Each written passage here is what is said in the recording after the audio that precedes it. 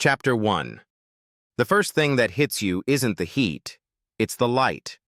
Or rather, the desperate, exhausted struggle of the light to reach the ground. In northern Vietnam, the sun doesn't shine so much as it permeates. It fights its way through a permanent, heavy suspension of humidity and particulate matter, diffusing into a glowing, featureless white ceiling that sits just above the rooftops. It turns the world into a living watercolor painting, soft at the edges, blurring the line between the gray horizon and the green earth, yet violent in its vibrancy. It creates a golden, suffocating atmosphere that feels less like weather and more like a mood of suspension, of holding your breath underwater. I saw it first through the scratched plexiglass of the Boeing 777 window, seat 42A. We were descending through a cloud layer that looked like bruised cotton, thick and impenetrable, illuminated from within by the silent, rhythmic flashes of a distant electrical storm. My forehead was resting against the plastic shade, leaving a faint smudge of oil that matched the dull sheen on my skin.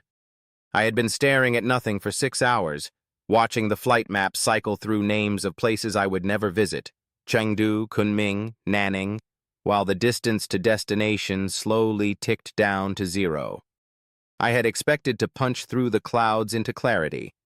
I had expected the brilliant, sharp-edged tropical sun I had read about in the glossy, Lonely Planet guidebooks Sarah had piled by the bed for months, the kind of sun that bleaches bone and sharpens the senses, the kind that burns away the past. I had expected a revelation. Instead, we broke through into a blanket of gray-yellow haze that sat on the Red River Delta like a dirty wool coat. "Look at the green, David," Sarah whispered. She was pressed against the window beside me, invading my space, her elbow digging sharply into my ribs. Her blonde hair was a mess of static from the 14-hour flight, standing up in erratic spikes where she had been leaning against the headrest. Her eyes were rimmed with the red exhaustion of travel, the whites veined with fatigue, but the pupils were wide open, swallowing the gray light. She was vibrating. It was that specific manic frequency she hit whenever we changed zip codes, the dopamine rush of the escape artist who has just slipped the cuffs. She looked like she was watching a miracle, not a weather system. "It looks like smoke," I said, checking my watch. My wrist felt heavy. My whole body felt heavy, swollen with the fluid retention of long-haul travel and the sinking concrete realization that we had actually done it. We had dismantled our life. We had sold the sofa on Craigslist to a guy who haggled over $5 in our driveway while it rained. We had broken the lease in Portland, paying the penalty fee that decimated our savings. We had packed our 30s, our books, our clothes, the specific pots and pans Sarah insisted we couldn't cook without, into 4 Samsonite suitcases and a giant plastic dog crate that was currently somewhere in the freezing belly of the plane. "It's not smoke," Sarah corrected, her voice thick with sleep but edged with a defensive sharpness. She didn't look at me. She couldn't tear her eyes away from the ground rushing up to meet us. "It's atmospheric. It's mysterious. It's not beige. God, David, stop analyzing the meteorology and look at the adventure." Not beige. That was her enemy. Boredom was a physical affliction for Sarah, a skin condition that made her itch until she scratched it raw with a plane ticket. Portland had become beige. The defense contractor job she had quit, the one with the dental benefits and the 401k, had become beige. I, presumably in my flannel shirts and my obsession with fermentation temperatures, had become beige.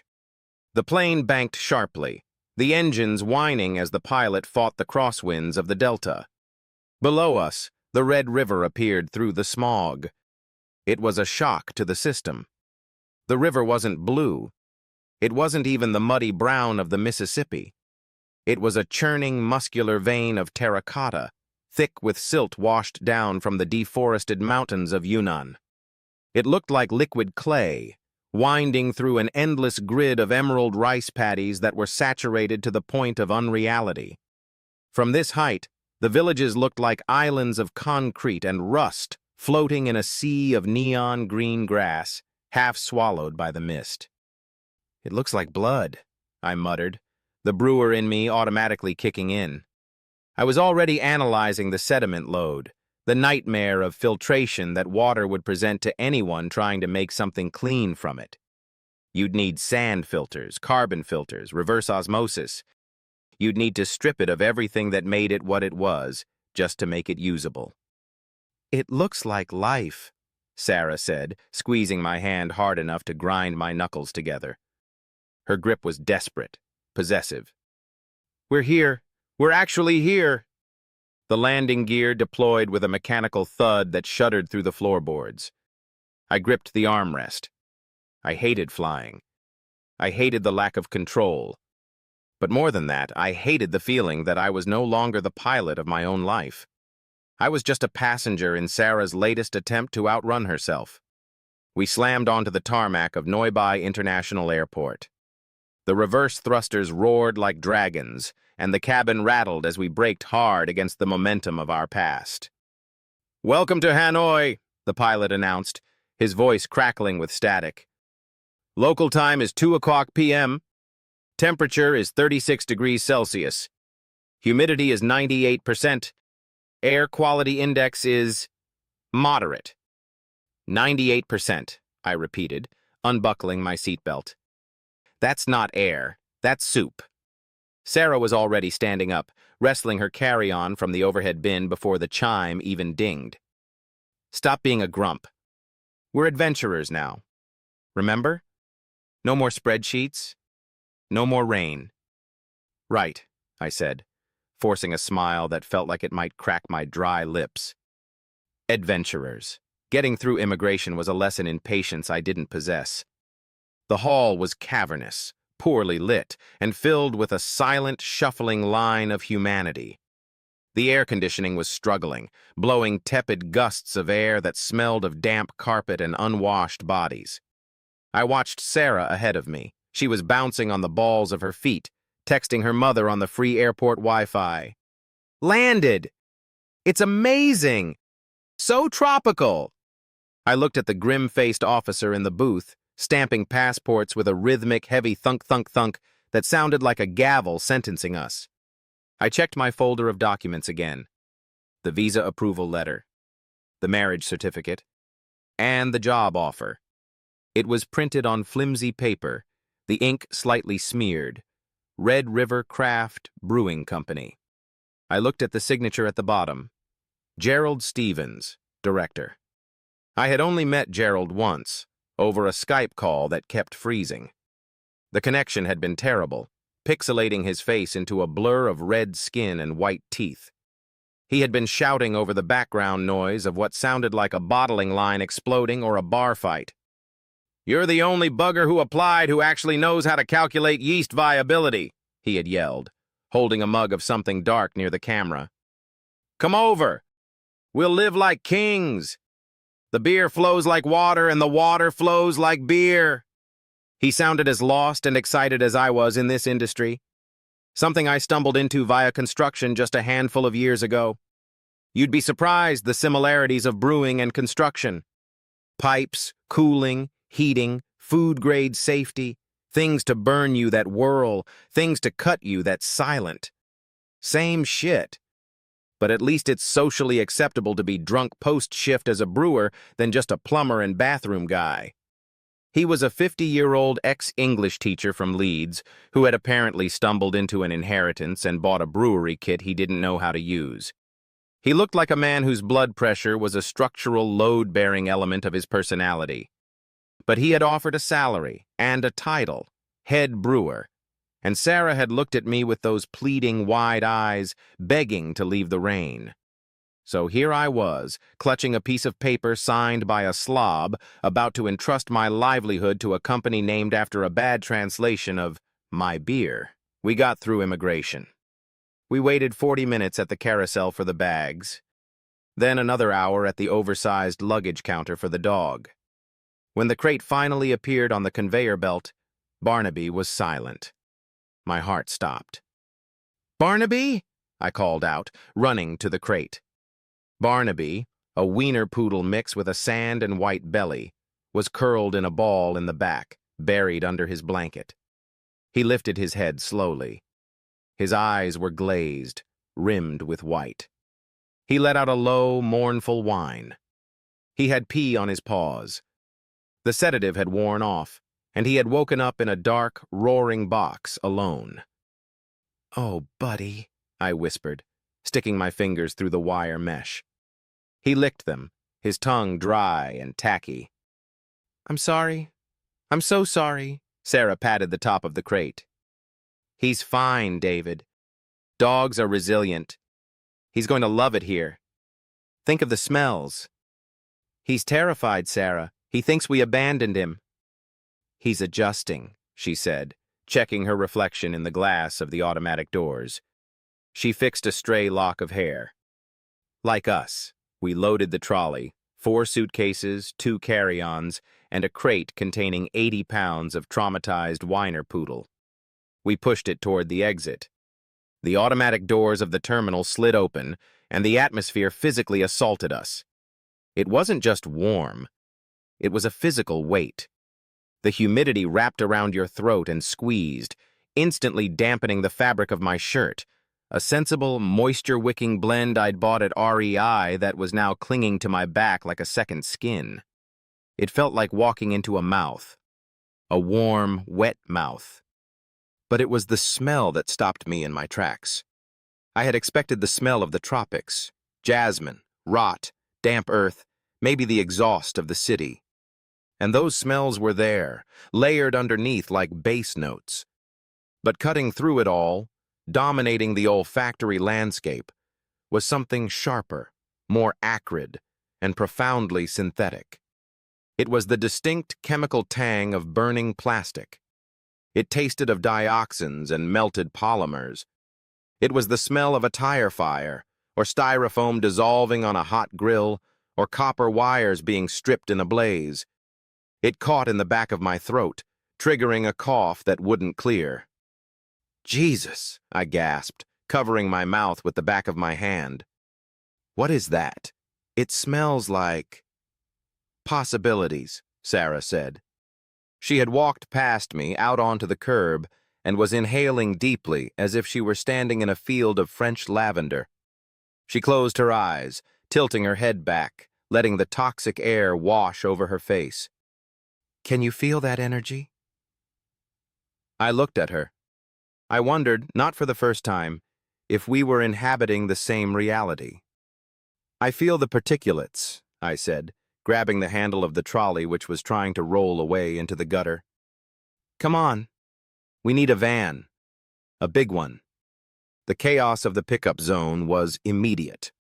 Men in blue shirts shouted destinations. Whistles blew. Cars honked with a persistence that seemed aggressive even for an airport. A man in a wrinkled white shirt and black trousers approached us. He flicked a half-smoked cigarette onto the pavement and crushed it with the heel of a loafer that had seen better decades. His face was tanned leather, etched with deep lines that spoke of a life lived in the sun and the smog. His eyes were sharp, assessing, calculating the weight of our luggage and the desperation in our posture. "Taxi?" he asked. It wasn't a question. It was a command. "Tay-Ho," I said, reading the address from my phone. "Alco Street. We have a dog." I pointed to the crate. He frowned. He looked at the crate. He looked at his car, a Toyota Innova that looked like it had been driven through a war zone. The rear bumper was cracked and held together with white zip ties that stood out like stitches on a wound. "Baby, baby dog," he grunted, gesturing his small stature with his hands. "Friendly dog," Sarah chirped, flashing the smile that usually got her out of parking tickets.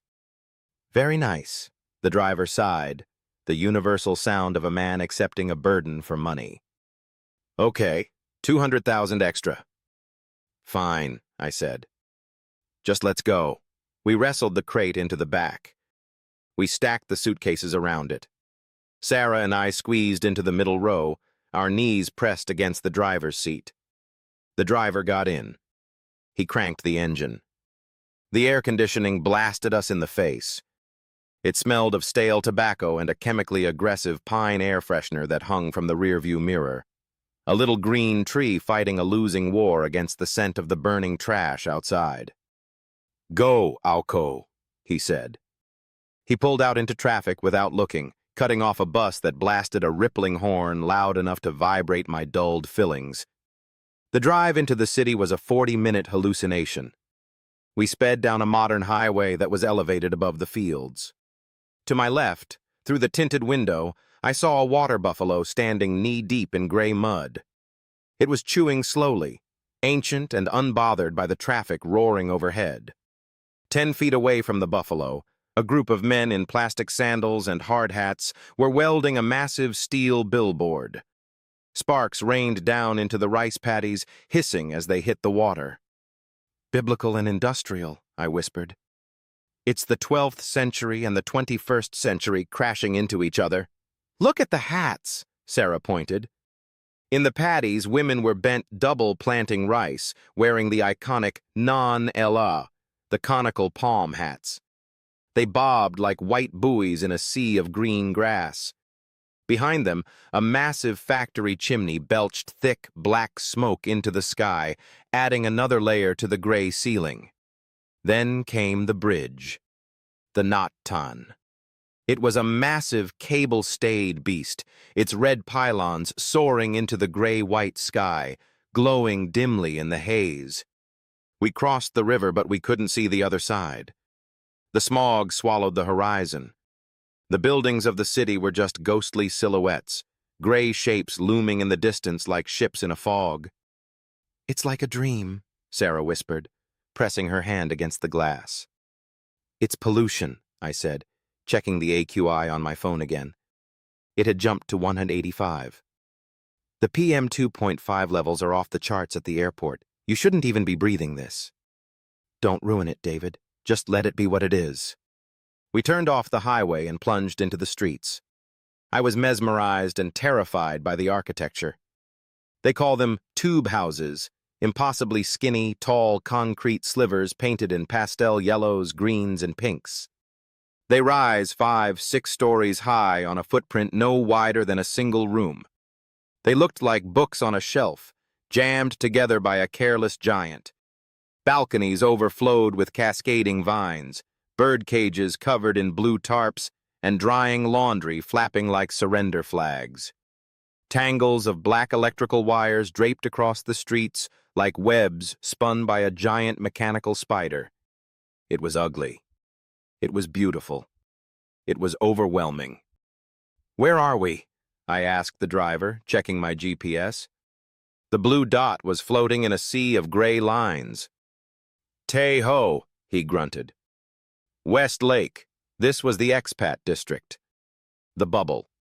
We turned onto a road that followed the shoreline of a massive lake. The water was silver gray, misty, erasing the horizon. On the other side of the street, expensive villas with high gates sat next to corrugated tin shacks selling tea. The car slowed, turning into an alleyway, a NGO that was barely wide enough for the mirrors. "No go," the driver said, stopping abruptly. "Too small. We're here?" I looked out. It was a maze of concrete walls and tangled wires. "End," he said. "You walk." We paid him a stack of colorful polymer notes that felt like Monopoly money. 500,000 dong. I had no idea if that was $5 or 50, but I didn't have the energy to argue. We dragged the bags out. We let Barnaby out of the crate. He stumbled onto the broken concrete, sniffed a patch of moss, and immediately lifted his leg on an electric pole covered in flyers for Koan Kat Bitong, concrete drilling. "Barnaby, good boy," I murmured, too tired to correct him. The smell of burning rubbish was aggressive here, too. It wasn't just a background note anymore. It was the atmosphere. On the corner, next to a small shrine where incense was smoking, a woman in floral pajamas was tending a fire in a metal bucket. She was squatting on her heels, feeding the flames with styrofoam containers, plastic bags, and old cardboard boxes. Black, oily smoke curled up, thick and cloying. It drifted into my face, coating my tongue. It mixed with the charcoal smoke from a nearby grill where pork was sizzling, and the exhaust of 1,000 motorbikes buzzing past on the main road. "We're home," Sarah said, beaming at the fire as if it were a hearth. "Number 24, that yellow gate." She dragged her suitcase through the smoke. She didn't cough. She didn't flinch. She looked like she belonged in the haze. "We're going to be different here," she promised, looking back at me. Her eyes were bright, feverish. "No more routine. No more rain. No fucking reports. Just magic." I squeezed the handle of the dog crate. I looked at the woman burning trash. She looked up at me, her face impassive behind a cloth mask. She threw a plastic bottle into the fire. It shriveled and melted with a hiss. I wanted to believe Sarah. I wanted to believe that geography could cure personality. I wanted to believe that the rot in our marriage was just a result of the Portland rain and the boredom of the suburbs. But as I stood there, inhaling the sweet rot scent of the burning trash, watching the black smoke rise into the gray sky, I didn't feel magic. I felt the distinct, heavy click of a trap shutting. I just didn't know yet who had said it.